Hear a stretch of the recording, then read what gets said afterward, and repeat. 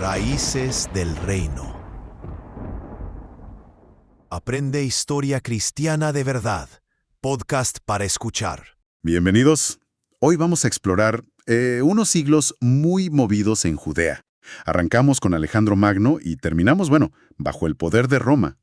Las fuentes que manejamos nos muestran una época de cambios tremendos. Así es. Y la idea es entender un poco cómo la cultura, la religión judía, se enfrentó a todo esto. La influencia griega, que llamamos helenización, los propios conflictos internos y las ocupaciones extranjeras. Exacto. Todo empieza, si no me equivoco, 332 a.C., con Alejandro llegando a Judea. Eso es. Llega Alejandro, y aunque es una conquista militar, su entrada en Jerusalén parece que fue pacífica. Al principio, respetó bastante las costumbres locales. Pero la semilla griega ya estaba plantada, ¿no? Claro, la helenización empezó a filtrarse, digamos, de a poco. Y luego muere Alejandro, bastante rápido, en el 323. Sí, solo 9 años después. Y su imperio se parte. Exactamente. Judea queda bajo los Ptolomeos, los que gobernaban desde Egipto. Y esto es interesante porque no solo cambia quién manda, sino que impulsa la diáspora. Ah, claro. Muchos judíos se van de Judea. Sí, surgen comunidades importantes fuera, como en Alejandría. Y allí, ¿qué se hablaba? Griego. Y eso nos lleva directamente a un punto clave, ¿verdad? La Septuaginta. Justamente, siglo III a.C. Parece que Ptolomeo II, allá en Alejandría, impulsa la traducción de las escrituras hebreas al griego. La razón práctica parece obvia, que los judíos de la diáspora, que ya no hablaban hebreo, pudieran leer sus textos. Exacto. Era hacerlos accesibles. Pero claro, traducir textos sagrados. Sí, me imagino que eso no fue sencillo. ¿Cómo se vio desde Judea, digamos? Desde los más tradicionalistas. Pues fíjate, las fuentes hablan de bastante desconfianza. No era solo traducir, era el miedo a que se perdieran matices importantes o que se interpretaran las ideas desde una filosofía griega. Claro, que se contaminara la esencia. Algo así. Además, la Septuaginta incluyó libros que después no formaron parte del canon hebreo oficial, el Tanaj. Pienso en Sabiduría, Macabeos. Los deuterocanónicos o apócrifos. Esos mismos. El canon hebreo se consolidó mucho después, hacia el 90 después de Cristo, en Jamnia, y estos quedaron fuera. Entendido. O sea, vital para unos, problemático para otros. Y las tensiones internas solo iban a más, supongo. Definitivamente. Hacia el 200 a.C., Judea cambia de manos otra vez. Ahora pasan a los seleucidas, que venían de Siria. Y ellos sí que le metieron presión a la helenización, ¿no? Sí, bastante más.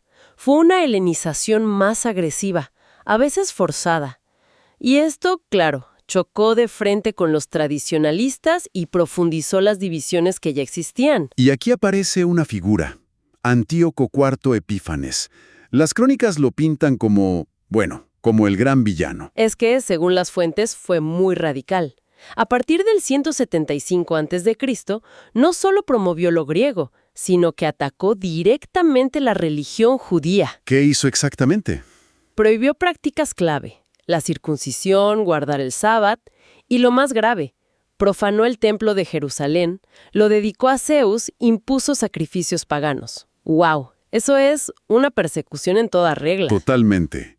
Una crisis tremenda para la identidad y la fe judía. Y como suele pasar, una acción así de extrema genera una reacción igual de fuerte. Exacto. La revuelta macabea, que estalla en el 167 a.C. Un sacerdote, Matatías, y sus hijos, el más famoso Judas Macabeo, se levantan en armas. No era solo política, era defender su fe. Era una guerra por preservar la ley de Moisés. Y tuvieron éxito, ¿eh? Recapturaron Jerusalén, purificaron el templo en el 164 a.C. De ahí viene la fiesta de Hanukkah. Y de esa victoria nace un periodo de independencia, la dinastía Asmonea. Sí, gobierno judío independiente después de tanto tiempo. Restauraron la ley y parecía un triunfo total. Pero, siempre hay un pero en la historia, ¿no?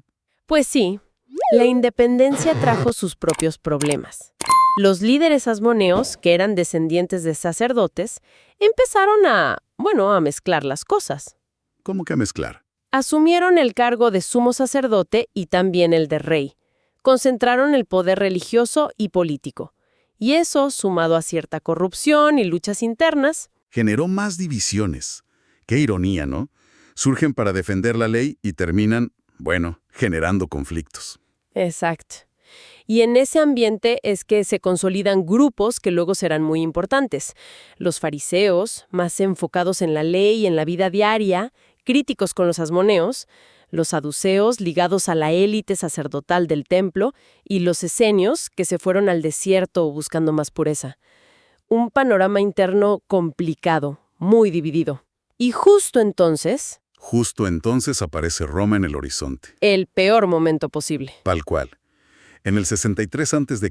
hay una guerra civil entre dos hermanos asmoneos por el poder.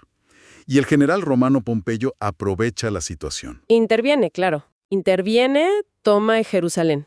Incluso entra al lugar santísimo del templo, un acto simbólico terrible para los judíos, y se acabó la independencia. Y ahí empieza la última etapa de este periodo. Judea bajo Roma. Sí, con gobernadores romanos, impuestos romanos y figuras como Herodes el Grande. Ah, Herodes, el que reconstruyó el templo de forma espectacular. El mismo. Una obra magnífica sin duda, pero era un rey impuesto por Roma. Y muchos lo veían como un tirano, como un agente extranjero. Entonces, el ambiente final de esta época es tenso, muy tenso. Ocupación romana, divisiones religiosas y políticas profundas, y una fuerte expectativa mesiánica. La gente esperaba un líder que los liberara y restaurara Israel. Haciendo un resumen rápido, empezamos con la influencia griega sutil de Alejandro, pasamos por la resistencia heroica de los macabeos, tuvimos esa independencia asmonea que fue compleja y breve, con muchas luchas internas, y terminamos bajo el dominio romano. Siglos de transformación. Así es. Un periodo de choque cultural, de resistencia, de adaptación religiosa constante. Nos deja la imagen de un pueblo forjado entre imperios, siempre negociando quiénes eran frente a los demás y frente a sí mismos. Y nos queda para pensar, ¿no? Como toda esta memoria de lucha, de búsqueda de identidad, de divisiones frente a poderes enormes, cómo todo eso siguió influyendo en los siglos siguientes. Un tema para seguir explorando.